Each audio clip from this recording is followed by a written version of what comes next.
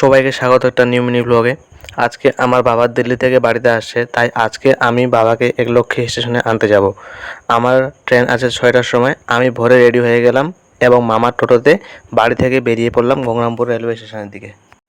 এই হলো সেই স্কুল যেখানে আমি পড়ি।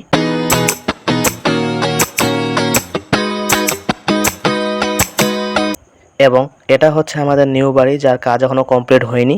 মর্নিংয়ের ভিউটা দেখতে ছিল খুবই অসাধারণ।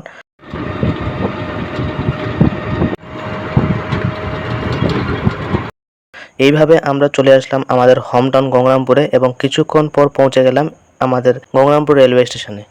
গাইস, পৌঁছে গেছি গঙ্গারামপুর রেলওয়ে স্টেশনে। এখন টিকিট কাটবো, তারপর জার্নি স্টার্ট। টিকিট কেটে নিলাম। এর মধ্যে বালুরঘাট থেকে ব্যাঙ্গালোর যাওয়ার জন্য ট্রেনটি স্টেশনে লেগে গেল। আসলে এই ট্রেনটি চলে শুধুমাত্র শনিবার, তাই আজকে এত ভিড়। এরপর ট্রেনটি ছেড়ে দিল স্টেশন থেকে এবং স্টেশনটার যে ভিড় ছিল সেটা স্বাভাবিক হয়ে গেল। আর এই তো আমাদের গঙ্গারামপুর রেলওয়ে স্টেশনের মর্নিংয়ের ভিউ, জাস্ট অসাধারণ। কিছুক্ষণ পর বালুরঘাট টু কলকাতা যাওয়ার তেভাগা এক্সপ্রেস ট্রেনটি 1 নম্বর প্ল্যাটফর্মে লেগে গেল এবং আমি ট্রেনে উঠে গেলাম। এবং কিছুক্ষণ পর ট্রেন ছেড়ে দিল গঙ্গারামপুর রেলওয়ে স্টেশন থেকে। তারপর আমরা ক্রস করলাম পুনর্ভবা রেলওয়ে ব্রিজ এবং আমি বাইরের সৌন্দর্য উপভোগ করতে শুরু করলাম।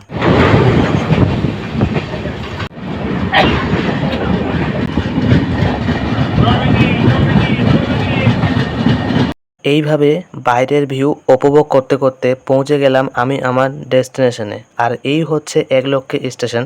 তারপর ট্রেন আমাকে নামিয়ে চলে গেল কলকাতার উদ্দেশ্যে এবং ট্রেন যাওয়ার সাথে সাথে শুরু হলো বৃষ্টি এবং আমি আমার বাবার জন্য স্টেশনে ওয়েট করতে শুরু করলাম। কিছুক্ষণ পর কাঠিয়ার থেকে মালদা যাওয়ার প্যাসেঞ্জার ট্রেন 3 নম্বর প্ল্যাটফর্মে আসলো এবং আমি আমার বাবাকে নিয়ে আবার ফারাক্কা এক্সপ্রেসে চড়ে পড়লাম।